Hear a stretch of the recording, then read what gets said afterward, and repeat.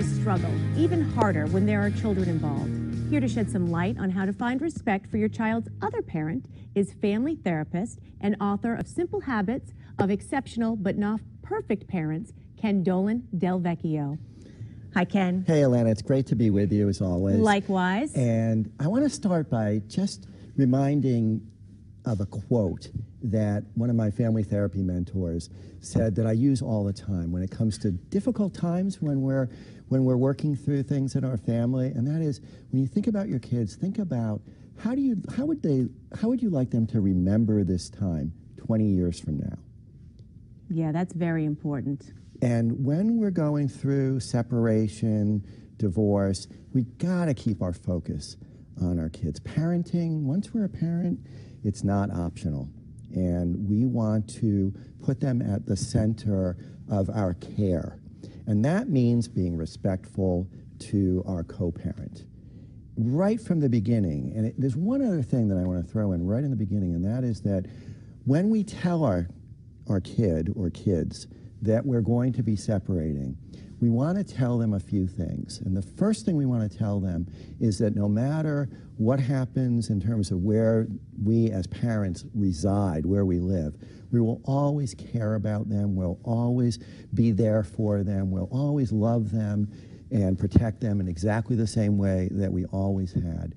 And then we'll also want to tell them when this happens in the family, kids tend to feel responsible. They have nothing whatever to do with it, but kids tend to feel responsible for things that happen around them that are unwelcome. And so we want to say to them, if you feel that way at all, we want to reassure you, you had nothing to do with this. You had nothing to do with this. Sometimes relationships between parents change and they decide that they can no longer live together, but that has nothing to do with you. No, that's right. So there are some things that you should do as a parent, which you've mentioned. What about consistency? You mentioned another thing that's important to do is stay consistent with your child.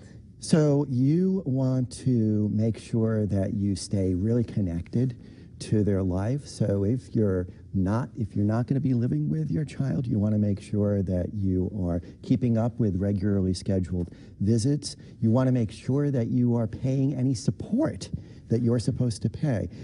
What you got to keep in mind is when you support your child's co-parent, you are providing security for that family, for your family. So whatever you feel about your co-parent, you are helping the family within which your child lives to be secure. That's crucial.